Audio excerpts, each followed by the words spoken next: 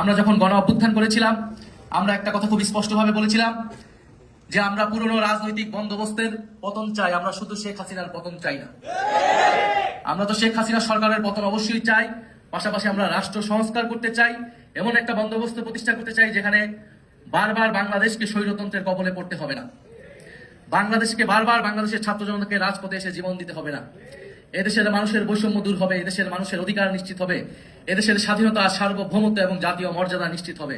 বাংলাদেশ কারো তাবেদার রাষ্ট্রে পরিণত হবে না। এই ছিল আমাদের গণ অভ্যুত্থানের আকাঙ্ক্ষা এবং কমিটমেন্ট। আমরা 90-এর গণ অভ্যুত্থানে দেখেছি, 90-এর গণ অভ্যুত্থানে কিন্তু ছাত্ররাই সম্মুখ সারিতে থেকে স্বৈরাচারের পতন ঘটিয়েছিল, কিন্তু 90-এর গণ অভ্যুত্থানের পরে দেশের রাজনৈতিক দলগুলো ছাত্র সমাজের সাথে প্রতারণা করেছিল। আমরা একই জিনিস দেখতে পাচ্ছি 24-এর গণ অভ্যুত্থানেও। 24-এর গণ অভ্যুত্থান করেছে ছাত্ররা, জীবন দিয়েছে সাধারণ মানুষ, কিন্তু তার ফল ভোগ করছে এখন নানান রাজনৈতিক শক্তিরা। এবং আমরা দেখছি যে বাংলাদেশে আমাদের যে দাবিগুলো ছিল, সংস্কার, বিচার, অর্থনৈতিক লুটপাটের বিচার, ফ্যাসিবাদ এবং আধিপত্যবাদের কবর রচনা করা, সেই সবকিছুকে তোয়াক্কা না করে যারা সরকার দলে রয়েছে তারা জনগণের বিরুদ্ধে আবার অবস্থান নেওয়ার চেষ্টা করছে। যেদিন শপথ নেওয়া হলো, শপথের প্রথম দিনই আমরা দেখলাম তারা শপথ গ্রহণ করলেন না। সংস্কার পরিষদের সদস্য হিসেবে তারা শপথ গ্রহণ না করে গণভোটে গণরায়ের বিরুদ্ধে অবস্থান নিল। যেখানে এই নির্বাচন হয়েছে, গণভোট হয়েছে, গণভোটে যে আদেশ, সেই আদেশে স্পষ্টভাবে বলা আছে একই দিনে শপথ নিতে হবে। কিন্তু তারা আওয়ামী লীগের মতোই সংবিধানের দোহাই দিয়ে এই সংস্কার পরিষদের শপথ নেওয়া থেকে বিরত থেকেছে। যদি সংস্কার পরিষদের সদস্য হিসেবে তারা শপথ না নেয়, তাহলে এই জাতীয় সংসদের আসলে এক আনা মূল্যও নাই। কারণ বাংলাদেশের মানুষ আমাদেরকে ভোট দিয়েছে, গণভোটে হায়ের পক্ষে ভোট দিয়েছে সংস্কারের জন্য। এটা শুধু জাতীয় সংসদ হওয়ার জন্য নির্বাচন হয় নাই, এই নির্বাচন হয়েছিল সংস্কার পরিষদ হিসেবে এটাকে কার্যকর করার জন্য। আপনারা দেখেছেন যে বাংলাদেশ ব্যাংকের গভর্নরকে কিভাবে নির্লজ্জভাবে মব তৈরি করে অগণতান্ত্রিকভাবে বাংলাদেশ ব্যাংক থেকে সরিয়ে দিয়ে একজন ঋণখেলাপী একজন ব্যবসায়ীকে বাংলাদেশ ব্যাংকের গভর্নর হিসেবে নির্লজ্জভাবে বসানো হয়েছে। বাংলাদেশে বিগত সময়ে প্রায় 30 লাখ কোটি টাকা লুটপাট করা হয়েছে, বিদেশে পাচার করা হয়েছে। এই গণ অভ্যুত্থানের পরে অন্তর্বর্তী সরকার নানান ব্যর্থতা এবং সীমাবদ্ধতা সহ এই অন্তর্বর্তী সরকারের গভর্নর চেষ্টা করে যাচ্ছিল সেই লুটপাটের টাকাগুলোকে ফেরত আনার, এবং এই লুটপাটের টাকার সাথে যারা জড়িত, এই লুটপাটের সাথে আওয়ামী লীগের ফ্যাসিস্টের সাথে যারা ব্যবসায়ী এবং আমলা রয়েছে তাদেরকে বিচারের আওতায় আনা। কিন্তু আমরা দেখছি সেই বিচার প্রক্রিয়াকে ভণ্ডুল করতে, ঋণ খেলাপিদেরকে আরো সুযোগ সুবিধা করে দিতে, আর্থিক লুটপাটের পথকে প্রশস্ত করতে বাংলাদেশ কেন্দ্রীয় ব্যাংকে দখলের একটা নির্লজ্জ চেষ্টা করলো সরকার দল। অথচ তারা এর আগে বলেছে তারা যখন সরকারে ছিল তারা কখনোই রাজনৈতিক বিবেচনায় বাংলাদেশ ব্যাংকে গভর্নর বসায়নি। ফলে যারা নির্বাচনের আগে একরকম কথা বলেছে, নির্বাচনের পরে একরকম কথা বলেছে, আমরা নির্বাচনের আগেই জনগণকে এই বিষয়ে সতর্ক করেছি। আমরা জানি জনগণ তাদের বিপক্ষে ভোট দিয়েছিল। নানান ইঞ্জিনিয়ারিং করে তারা ফলাফলটাকে নিজেদের পক্ষে নিতে সক্ষম হয়েছে। সংসদে পরিকল্পিতভাবে 2/3 সংসদ সদস্য পদ তাদের নিজেদের আওতায় রেখেছে, যাতে তারা নিজেদের মতো আইন এবং বিচার তৈরি করতে পারে।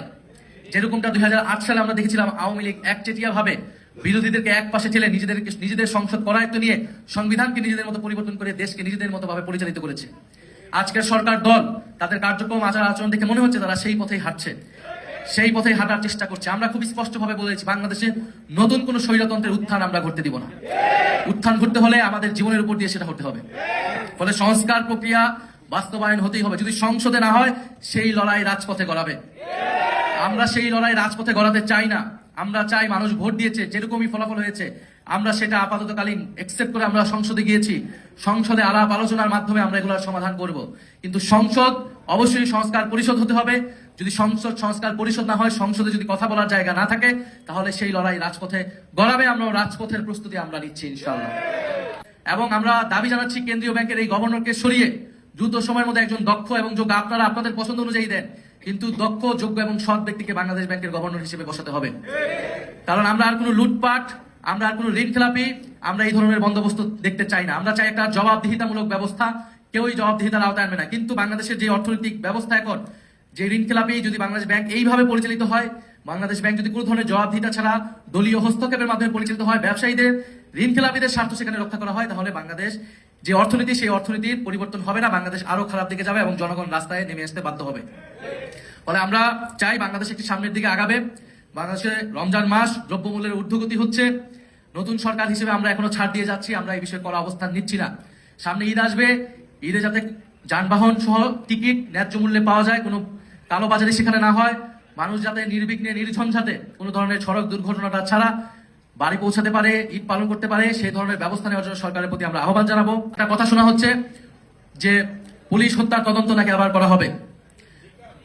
জুলাই গণ অভ্যুত্থানের সময় সেই যে যুদ্ধ পরিস্থিতি, যদি বিচার নিশ্চিত করতে হয়, অবশ্যই আগে যারা জুলাই গণ অভ্যুত্থানে জুলাই যোদ্ধা যারা আহত হয়েছে, শহীদ হয়েছে, তাদের বিচার আগে নিশ্চিত করতে হবে।